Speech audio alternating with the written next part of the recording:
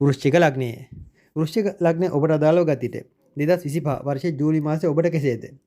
මන්ද ජුනි මාසයේ නම් 6 වෙනි මාසයට අදාළව ගතට ඇතරම යම් කනගාටුදායක තත්ත්වයන්, යම් උදාසීන ගති, මලානික ගති, ශරීර සෞඛ්‍යයට අදාළව කුමක්දෝ සොයාගත නොහැකි යම් গুপ্তাකාරී පසුගාමී දේවල්, පසුබෑම් ආදී දේවල් බොහෝමයක් සිද්ධ වුණු මාසයක්. ජුනි මාසයේ සමහර විට ඔබගේ යම් ඒ දෛනික ක්‍රියාකාරකම් ආදීදී රැකී ආරක්ෂා වලටත් වැඩිපුර නිවාඩු දාන්නට සිද්ධ වුණු සහ යම් රැකියාවෙත් ප්‍රශ්න ගැටලු මතභේදකාරී දේවල් බහුල වශයෙන් ප්‍රබල වශයෙන් සිද්ධ වුණු කාලයක්. ඉතින් ජූලි මාසයේ තත්ත්වය කෙසේද? මේවා විසඳා ගැනීමට හැකි වේවිද? මුලින්ම ඔබට යමක් පැවසිය යුතුයි. මන්දේ සුබවාදී අදහස ඇතුව ඔබ මේ හඬපටේ මේ හඬට සවන් දෙන්න. අනිවාර්යෙන් ඔබට 25 වර්ෂයේ ජූලි මාසයේ ඉතාමත් ඉහළ නිදහසක් පවතින මාසයක්. ඔබගේ ඇති ප්‍රශ්න ගැටලු 75ක් පමණ විසඳා ගැනීමට අදාළ සුබ ලකුණු පහළ වෙන මාසයක්. හැබැයි 75යි. ඉතින් තව 125ක බාධාවකුත් පවතිනවා. අපි දැන් බලමු මොනවද සම්පූර්ණ වශයෙන්ම මාසය පුරා ඔබට සිද්ධ වන්නේ කියලා. මුලින් මේ අඟහරු ඔබගේ ලග්නාධිපති අඟහරුගේ 10 වෙනි ගමන ගැන වැඩි අවධානයක් යොමු කළ යුතුයි. එහිදී කේතු සහ සඳුත් එතනම තැන්පත්.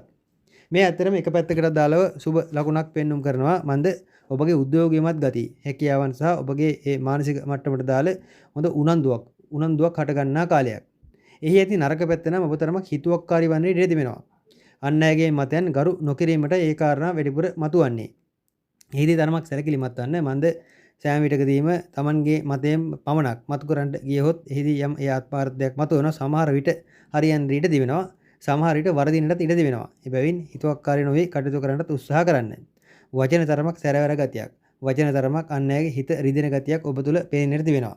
ඒ දැන් මාසයක පමණ සිට තරමක් තදින් සක්‍රිය වුණු තත්ත්වයක් විශේෂයෙන් ජූනි මාසයේ 6 වෙනි මාසයේ මැද සිටම ඒ තත්ත්වයන් සක්‍රියයි.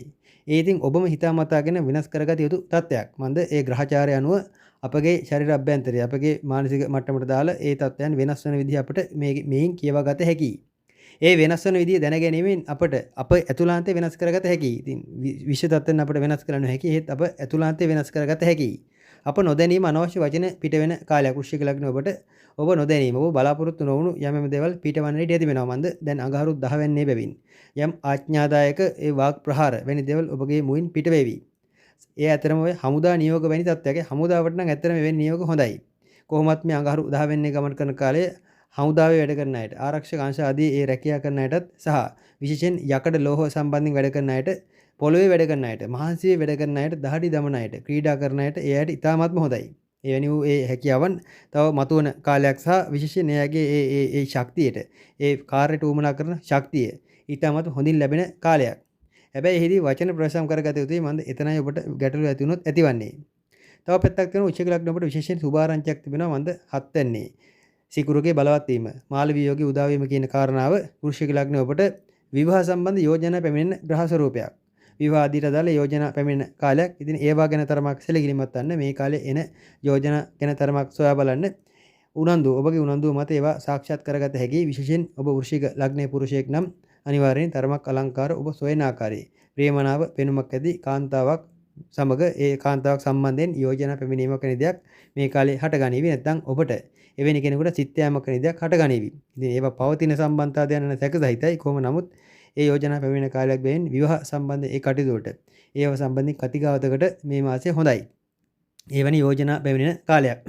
අධ්‍යාපන අධ්‍යයන ආදී ප්‍රාථමික අධ්‍යාපනයට සහ උසස් අධ්‍යාපනයට නම් තරමක් බාධා පවතිනවා.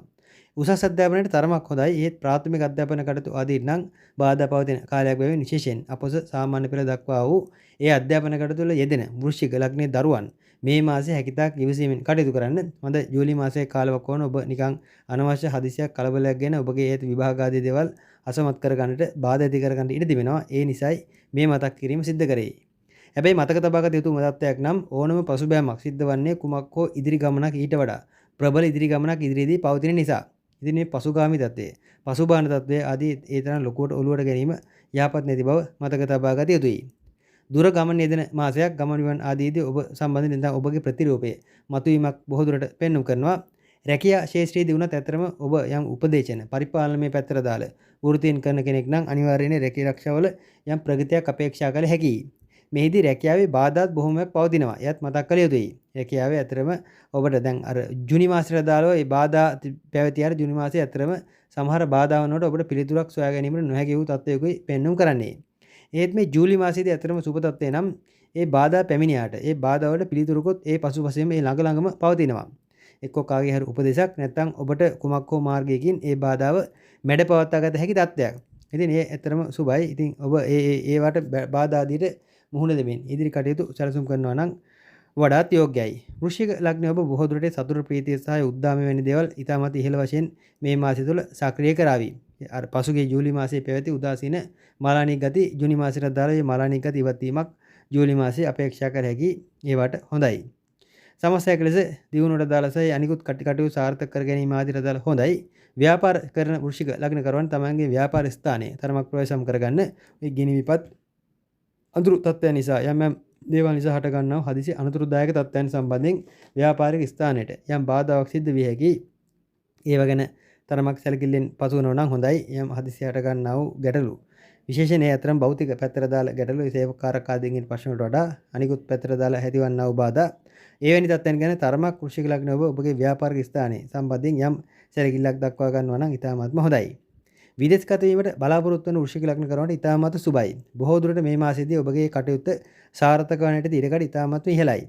ඒ සම්බන්ධයෙන් වන ඒ අයදුම්පත් ආදී ඔබ ඉදිරිපත් කර තිබෙනවා නම් යම් සුබ පණිවිඩයක් ඒ විදේශගත වීමට දාලා සුබ පණිවිඩයක් ලැබෙන්න ඉඩ තිබෙනවා.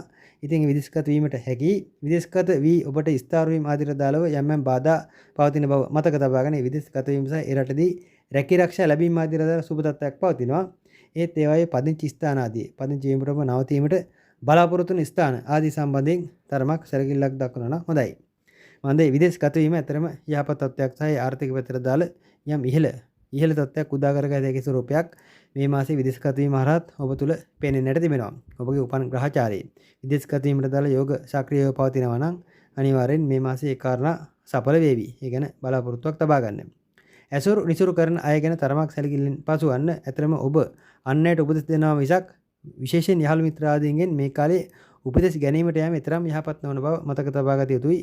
සමහර දේවල් ඔබගේ හැඟීම් අවසන තත්ත්වයන් ඔබගේ නිකන් අනවශ්‍ය හැඟීම් වලට එබිකම් කරන තත්ත්වයන් ඒවා නිසා ඔබට යම් හානියක් සිද්ධ වෙයි හැකි. එබැවින් ඔය අන් අයගේ උපදෙස් ගැනීම වලදී තරමක් ප්‍රසංකාරී වන්නේ.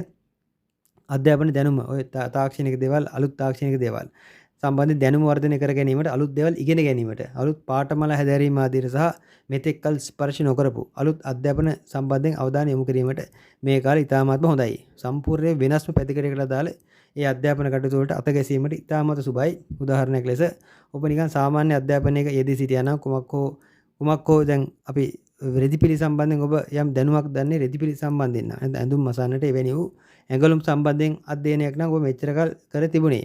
ඉතින් ඔබ බොහෝ දුරට බේකරි නිෂ්පාදනයක් හෝ වෙනත්ම වූ ඊට සම්පූර්ණයෙන් පරස්පර වූ එක්ක ඖෂධ පැත්තට දාලා දත්තයක් එවැනි දෙයක් ඉගෙන ගැනීමට සම්පූර්ණ වෙනස්ම පැත්තක් ඉගෙන ගැනීමට උත්සාහ කිරීමක් මේ හරහා පවතිනවා. ඇතර මේ මාසයේ වෙන දෙයටත් හොඳයි. ඉතින් එවැනි ඔබ සාමාන්‍යයෙන් රැකියාවක් නොකර ගෙදර සිටින කෙනෙක් නම් එවැනි වූ තත්වයකට මේ කාලේ යොමු වන්න. විශේෂයෙන් මේ ජූලි මාසයේ ඒ සම්බන්ධයෙන් ආරම්භයකට අධ්‍යාපන කටයුතු වර්ධනය කර ගැනීම ආදිට දාලා යහපත් ආරම්භයකට ඊටමත් සුබ මාසයක්. සතුට ප්‍රීතිය උදා කරගත හැකි විවාහ ජීවිතයේ තරමක් සැලකිලිමත් වන්න. ඔබගේ කලත්‍රයාගේ සිටිවිලි තරමක් ආවේගශීලීත්වයක් නැතිවන සහ කලත්‍රයට තරම කාර්යබහුල වන ගතියක් පෙන්눔 කරන කාලයක්. විවාහ ජීවිතයේ ඔබගේ කලත්‍රයට කුමක් හෝ ඔබට පැවසිය නොහැකි ප්‍රශ්නයක් හටගන්න ඉඩ තිබෙනවා. ඔහු වේ හිතේ තබාගෙන කැකෑරි අන් අය සමග කේන්තිගෙන කටයුතු කිරීමක් කරන දෙයක් සිද්ධ වෙවි. ඇතරම සාවධානව ඔහුගේ ගැටලු දෙස ඔබ සවන් දෙන්න. සාවධානව ඔහු කරන දේවල් ගැන තරමක් බලා සිටින්න. ඇතරම গুপ্ত දෙයක් නොවේ රහස් දෙයක් නොවේ. කොමක් හෝ එක්ක ගෙදරතොර ප්‍රශ්නයක් ඔබට කියාගත නොහැකි ගැටලුවකින් ඔහු ඇය තැවෙන්නට ඉඩ තිබෙනවා. අන්න එවැනි තත්ත්වයන් වලදී ඔහුගේ මනසට අස්වසන්නට හේතු කාරණා සාදන්න නැත්නම් ඔහුගේ ආවේගශීලීත්වයෙන් වැඩි වී සමහර විට ගැටලු ඇති විය හැකි. ඒ ඇතිවීමේ යම් අවදානමක් තිබෙන නිසායි සහ වෘශ්චික ලග්නය ඔබට ඒ විසඳිය හැකි නිසායි මම මේ මතක් කරන්නේ. ඒ ගැන මතක තබා ගන්න.